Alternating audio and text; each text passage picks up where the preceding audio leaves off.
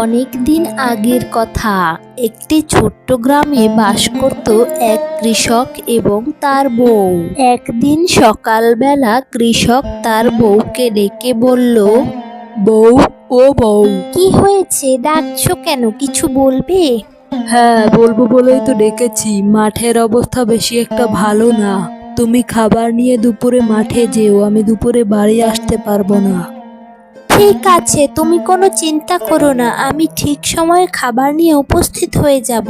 সুমন খুব গরিব একজন কৃষক। সে মাঠে কাজ করে তার সংসার চালাতো। এবছর ফসল ভালো হয়নি, তাই তাদের সংসারে খুব টানাপোড়েন চলছে। কোনো মতে দুজন খেয়ে পরে বেঁচে আছে। এইভাবে তাদের দিনকাল কেটে যাচ্ছিল।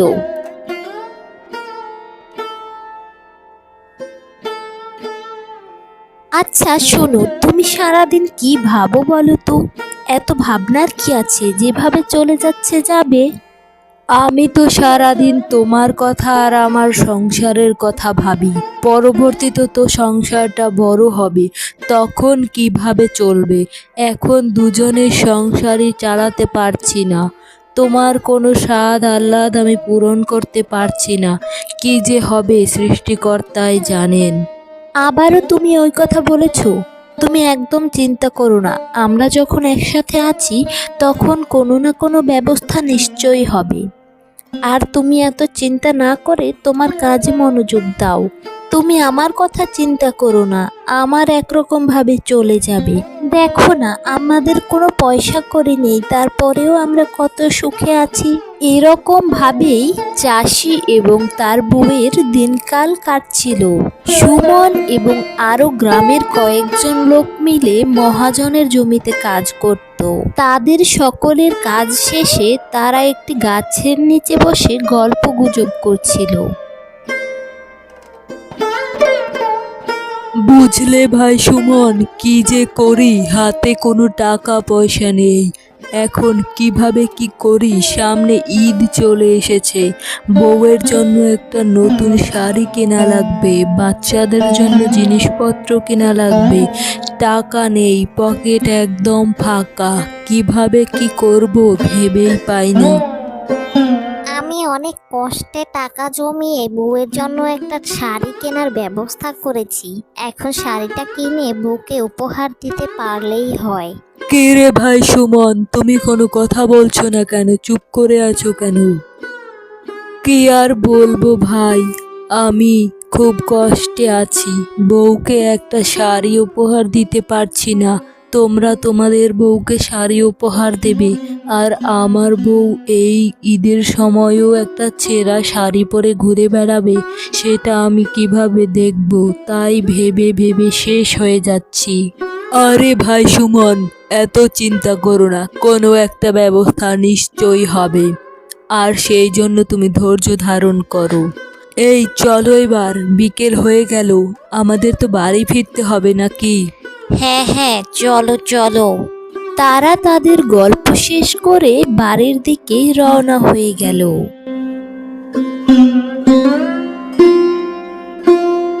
বাড়ি যাওয়ার পথে সুমন দেখতে পেল তার পিছন পেছন একটা মুরগি আসছে। মুরগিটা দেখতে অনেক বড় ছিল। সেই মুরগিটা সুমনের পিছু ছাড়ছিল না। সুমন যেদিকে যাচ্ছিল মুরগিটাও সেদিকে যাচ্ছিল। বেশ খানিকক্ষণ ধরে এই কাণ্ড চলতে থাকায় সুমন দাঁড়িয়ে পড়ল এবং বলতে লাগলো, কি রে মুরগি, তুই কি আমার সাথে যাবি নাকি আমার বাড়িতে? তুই আমার পিছু নিয়েছিস কেন? হ্যাঁ, যা যা, তোর বাড়ি যা। কিন্তু কিছুতেই কিছু হলো না, মুরগিটি সুমনের পিছুই ছাড়লো না। এটা দেখে মুরগিটাকে সুমন জিজ্ঞেস করলো, তুই কি আমার সাথে যাবি? তুই আমার পিছু নিয়েছিস কেন? এমন সময় মুরগিটি কথা বলে উঠল, বলল, হ্যাঁ, আমি তোমার সাথে যাব। আমি তোমার বাড়িতে যেতে চাই। মুরগির মুখে কথা শুনে সুমন খুব ঘাবড়ে গেল, কিন্তু নিজেকে সামলে নিয়ে বলল, চল তাহলে আমার বাড়িতে, চল চল। তারপর তারা দুজনে আবার বাড়ির পথে রওনা হলো। বাড়ি ফিরে সুমন তার বউকে ডেকে বলল, বউ, কোথায় গেলে তুমি? এদিকে এসো, দেখো আমি কাকে নিয়ে এসেছি। কথা বলা মুরগি, ও নাকি তোমার সাথে থাকবে এখানেই। দেখো তো। আরে আরে, তুমি কি পাগল হলে নাকি? কি কথা বলছো? কথা বলা মুরগি আবার হয় নাকি?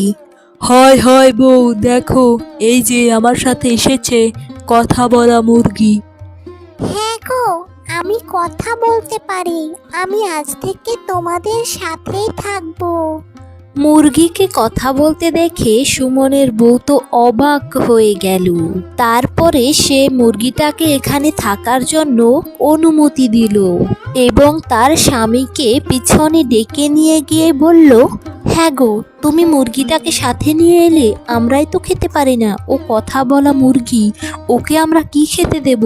চাষি এসব কথা আগে ভাবেনি। এখন সে খুব চিন্তায় পড়ে গেল, কারণ তারা নিজেরাই ঠিকমতো খেতে পারে না, মুরগিটাকে আবার কি খাবার দেবে। আজকে না হয় আমাদের একজনের খাবার ওকে দিয়ে দাও। ও তো না খেয়ে আছে, ওকেও তো খাবার দিতে হবে। কালকেটা কালকে দেখা যাবে। আজকে আমরা একজনের খাবার দিয়ে দুজনে ভাগ করে খেয়ে নেব। ঠিক আছে, তুমি যা বলছো তাই হবে। ও তো অভুক্ত অবস্থায় আছে, ওকেও তো খাবার দিতে হবে। তুমি ঠিকই বলেছো, আমি ওকে আমাদের একজনের খাবার দিয়ে দিচ্ছি। তাছাড়া অতিথিকে না খাইয়ে রাখতে নেই, নিজেরা না খেয়ে হলেও অতিথিকে খাওয়াতেই হবে। খাওয়া দাওয়া শেষ হওয়ার পরে তারা সকলে ঘুমিয়ে পড়ল। সকাল হয়ে গেছে। চাষি তার বউকে জোরে জোরে ডাকতে লাগলো। কই গো, কি হলো? কোথায় গেলে? দেখো না, আমাদের মুরগিটা আমাদের একটা সোনার ডিম দিয়েছে। দেখো দেখো, এটা জাদুর মুরগি, এটা আমাদেরকে সোনার ডিম দিয়েছে। চাষির এসব কথা শুনে তার বউ বেরিয়ে এলো। সে নিজের চোখকে বিশ্বাস করতে পারছে না। ওগো, এটা কি? এটা কি সত্যি স্বর্ণের ডিম? কি বলছো তুমি? এটা কিভাবে হতে পারে? হ্যাঁ গো, তোমার স্বামী ঠিকই বলছে। আমি স্বর্ণের ডিম দিয়েছি তোমাদের জন্য। তোমরা নিজেরা না খেয়ে আমাকে খাইয়েছো। তোমাদের আতিথেয়তায় আমি মুগ্ধ। তাই প্রতিদিন সকালবেলা তোমরা এরকম করে এক একটা স্বর্ণের ডিম পাবে। আমি স্বর্ণের ডিম পেড়ে তোমাদেরকে উপহার দেব, আর তোমাদের সাথেই থাকবো সব সময়। তোমাদেরকে ছেড়ে আর কোথাও যাব না।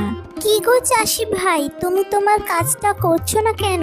তাড়াতাড়ি করো তোমার কাজটা। আসলে আমি কিছুই বুঝতে পারছি না, তুমি কোন কাজটার কথা বলছো। তুমি একটু ভালোভাবে বুঝিয়ে বলো তো। তুমি এখন বাজারে যাবে এবং এই ডিমটা বিক্রি করে এসে এটা থেকে তুমি শাড়ির গয়না সব কিছু নিয়ে আসবে। তুমি এবং তোমার বউয়ের জন্য ঈদের বাজার করে নিয়ে আসবে।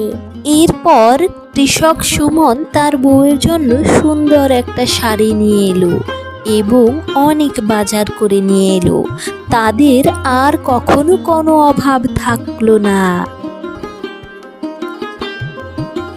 বন্ধুরা, তোমাদের কাছে যদি আমাদের চ্যানেলের কার্টুনগুলো ভালো লাগে তাহলে সাবস্ক্রাইব করে সাথেই থাকো। ধন্যবাদ।